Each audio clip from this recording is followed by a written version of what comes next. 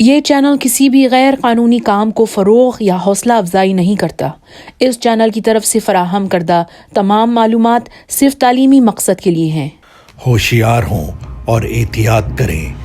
اس programme میں ایسے واقعات کا تبصرہ کیا گیا ہے جو بچوں کے لیے بالکل ہی نامناسب ہے۔ ہر والدین کا خواب ہوتا ہے کہ ان کی اولاد معاشرے کا کامیاب فرد بنے، اور بیٹا یا بیٹی ڈاکٹر ہو تو کیا ہی کہنا۔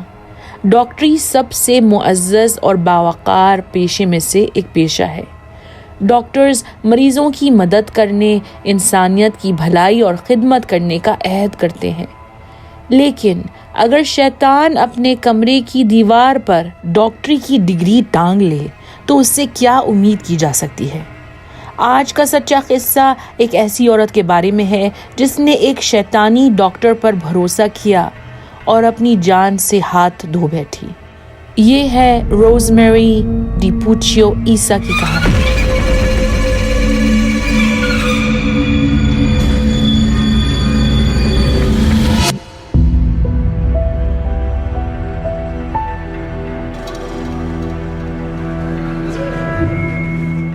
روزمیری ڈی پوچیو عیسیٰ عرف روزی کی پیدائش 21 اکتوبر سن 1966 کو کلیولینڈ اوہایو میں ہوئی۔ والدین روکو اور جیجی ڈی پوچیو کا خاندان اٹلی سے تعلق رکھتا تھا اور ان کا گھر رشتہ داروں اور دوستوں سے ہر وقت بھرا رہتا تھا۔ روکو اور جیجی کے 4 بچے تھے، سب سے بڑا بیٹا ڈومینک، پھر بیٹی ڈیانا اور پھر روزی، اور گھر کا چھوٹا راکی۔ روزی کی فطرت میں ہمدردی کوٹ کوٹ کر بھری تھی۔ بوڑھے پڑوسیوں کے چھوٹے موٹے کام کر دینا، رشتہ داروں کے بچوں کی دیکھ بھال کرنا، اسکول میں کمزور اسٹوڈنٹس کا ساتھ دینا۔ ہائی اسکول کی گریجویشن کے بعد جب اس نے نرسنگ کو پیشے کے طور پر منتخب کیا تو کوئی بھی حیران نہیں ہوا۔ سن 1995 ماؤنٹ سینائی ہاسپٹل میں کام کرتے ہوئے روزی کی ملاقات ڈاکٹر یزید عیسیٰ سے ہوتی ہے اور سمجھیے دونوں کے بیچ میں بجلیاں کڑکنے لگی۔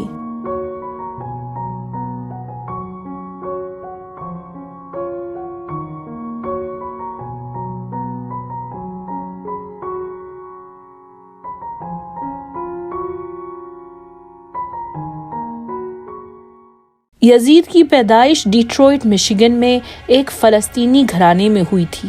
لڑکپن سے ہی اسے ڈاکٹر بننے کا شوق تھا۔ جیسے کہ ڈاکٹر بننا کافی نہیں تھا، یزید کا اپنے بھائی فراز کے ساتھ ایک منافع بخش سیٹلائٹ کا کاروبار بھی تھا۔ 11 ستمبر 1999 کروڑ پتی خوبصورت ڈاکٹر یزید اور پیاری نرس روزی شادی کر لیتے ہیں۔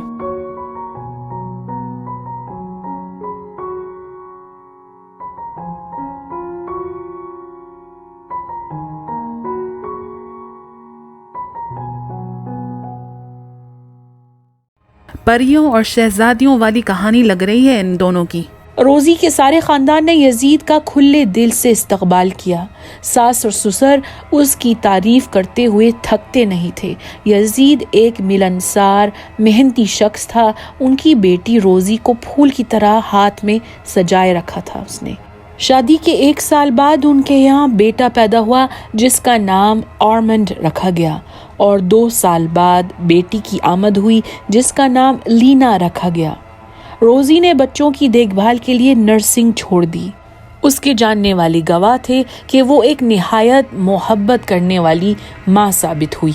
یزید اور روزی سب کو بے حد خوش دکھائی دیتے تھے اور وہ تیسرے بچے کی منصوبہ بندی کر رہے تھے۔ 24 فروری 2005 دوپہر کے 2 بجے روزی اپنی بہن ڈیانا کے ساتھ مووی دیکھنے کا ارادہ کر کے گھر سے نکلتی ہے۔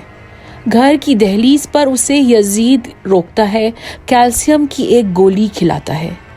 مووی تھیٹر کے راستے میں گاڑی چلاتے ہوئے روزی کی طبیعت خراب ہونے لگتی ہے اور وہ یزید کو فون کرتی ہے لیکن وہ فون نہیں اٹھاتا۔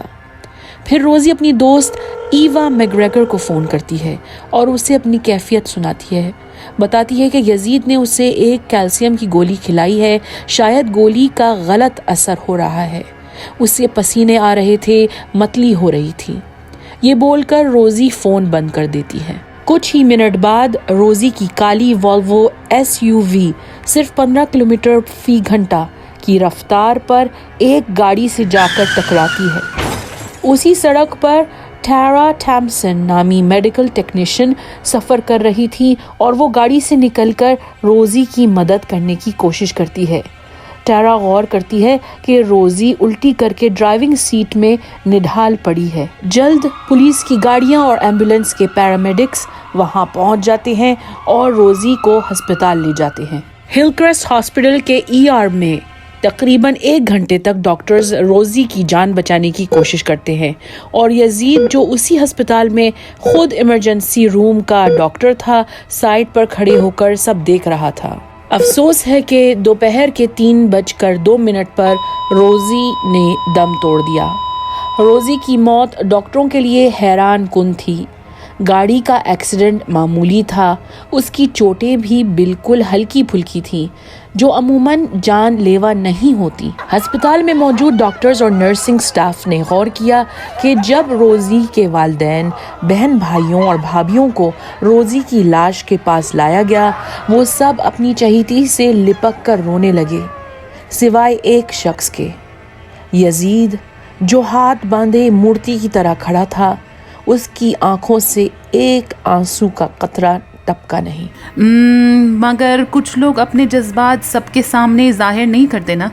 شاید یہ سن کر آپ کی رائے بدل جائے کہ روزی کی موت کے کچھ ہی گھنٹوں بعد یزید نے یہ ای میل سب دوستوں اور احبابوں کو اکٹھا بھیج دی۔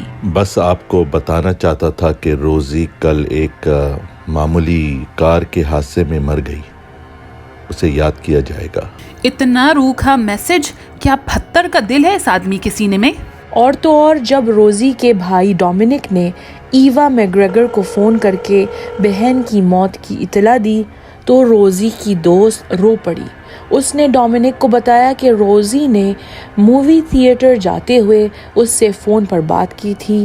ایوا نے کیلشیم کی گولی کے بارے میں ڈومینک کو بتایا۔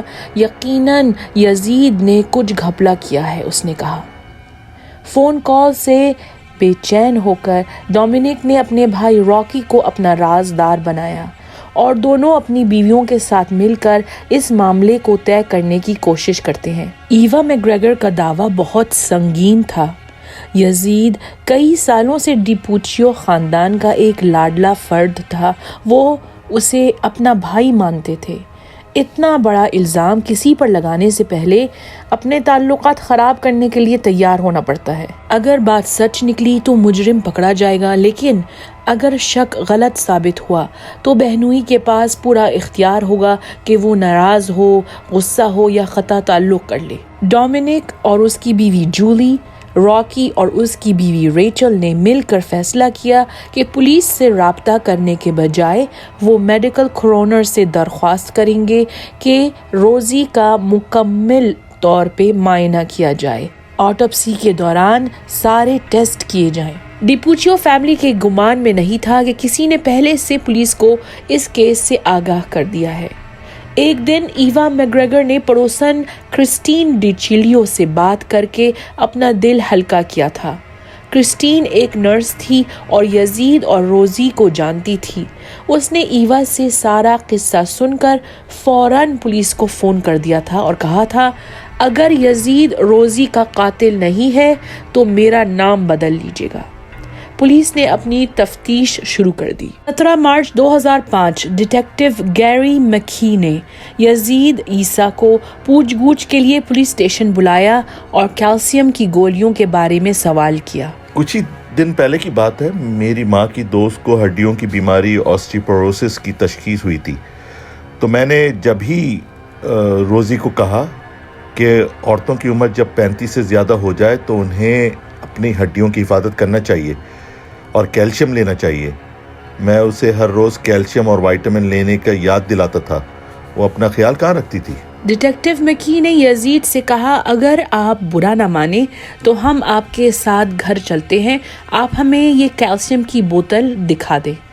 اس بات پر یزید عیسیٰ راضی ہو جاتا ہے۔ پولیس ڈیٹیکٹیو جب یزید کے ساتھ اس کے گھر پہنچتے ہیں تو کچن میں انہیں ایک خوبصورت نوجوان لڑکی ملتی ہے۔ یزید اس کا تعارف کراتا ہے۔ ان سے ملیے، یہ ہے میرے بچوں کی نینی مارگریٹا مونتانیز۔ مارگریٹا بچوں کی دن کی آیا تھی اور رات کی نانی کا نام میشیل میڈلائن تھا۔ یزید کو روزی کے والدین نے کہا تھا کہ ہم بچوں کو سنبھال لیں گے، مگر اس نے ان کی مدد لینے سے انکار کر دیا۔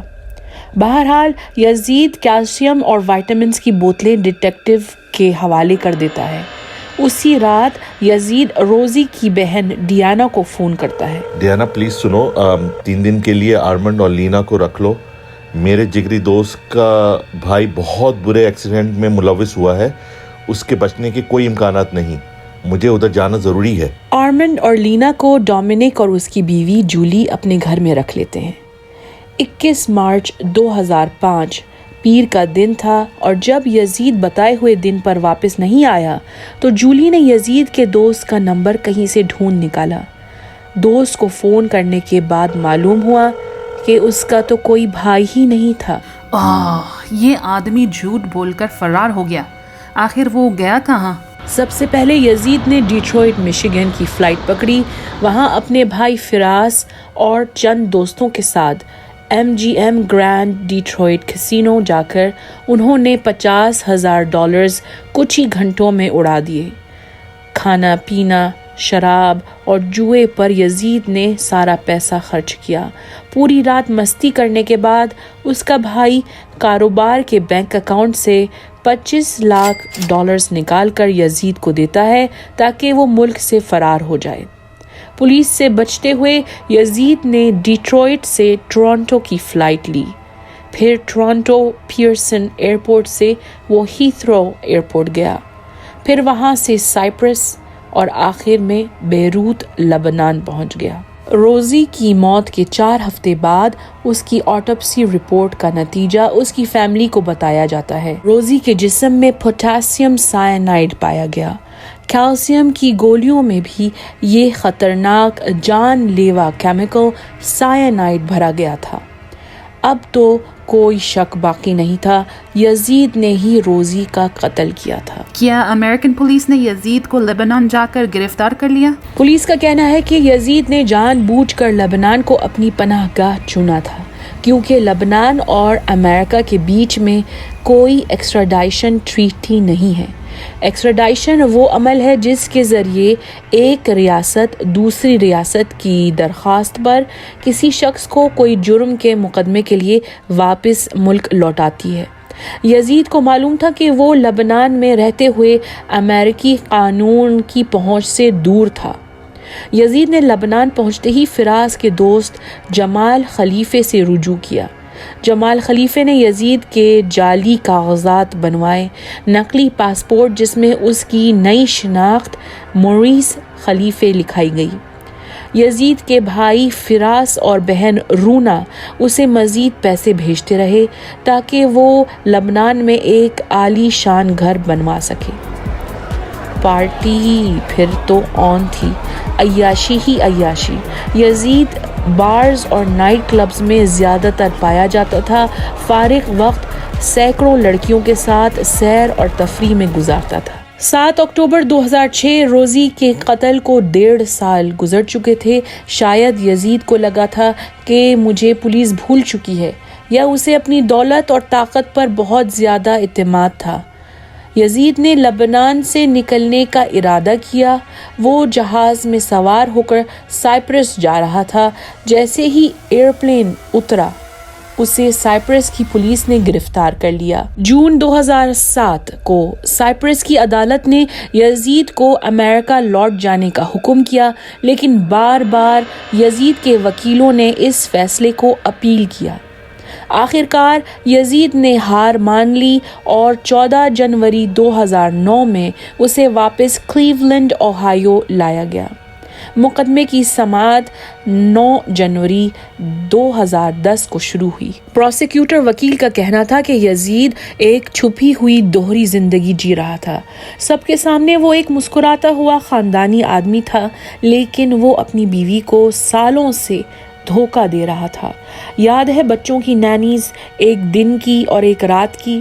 ان دونوں عورتوں کے ساتھ اس کے چکر چل رہے تھے، اور تو اور ہسپتال کی کئی نرسز اس کے جال میں پھنسی تھی۔ پروسیکیوٹر کا کہنا تھا کہ یزید کو انہی عورتوں میں سے رات کی نانی میشیل میڈلائن سے پیار ہو گیا تھا، اور میشیل نے اسے الٹیمیٹم دیا تھا کہ اگر تم نے روزی کو چھوڑ کر مجھ سے شادی نہیں کی تو میں تمہاری زندگی سے نکل جاؤں گی۔ یزید نے سوچا تھا کہ اگر زہر لے کر روزی ہائی وے پر گاڑی چلاتی ہے، اس کا تیز رفتار میں ایک خطرناک ایکسیڈنٹ ہو سکتا ہے، شدید زخمی ہو جائے گی اور ڈاکٹرز اس کی موت حادثاتی قرار کر دیں گے، آٹوپسی کی بھی نوبت نہیں آئے گی۔ لیکن ایسا نہیں ہوا۔ روزی نے ہائی وے لینے کے بجائے جانی پہچانی چھوٹی سڑکوں کا راستہ اختیار کیا، اور تو اور اس نے مرنے سے پہلے کیلشیم کی گولیوں کا راز اپنی دوست کو بتا دیا تھا۔ 8 مارچ 2010 یزید عیسیٰ کو سنگین قتل کا مجرم قرار دیا گیا، عمر قید کی سزا سنائی گئی۔ فراس عیسیٰ کو بھائی کی مدد کرنے کے جرم میں 2 سال ہاؤس اریسٹ یا نظر بندی کی سزا دی گئی۔ آرمنڈ اور لینا کو روزی کے بھائی ڈومینک اور بھابھی جولی نے اڈاپٹ کر لیا ہے۔ ان کے خود 4 بچے ہیں، اور آرمنڈ اور لینا اب ڈیپوچیو خاندان کے ساتھ ایک خوشحال زندگی گزار رہے ہیں۔ دوستوں، یہ تھی روزمیری ڈیپوچیو عیسیٰ کی کہانی۔ ہمارے چینل کو سپورٹ کریے، خوش رہیے اور محفوظ رہیے۔ اگر آپ کو یہ ویڈیو پسند آئی ہے تو لائک، شیئر اور سبسکرائب کرنا بھولیے گا مت، ورنہ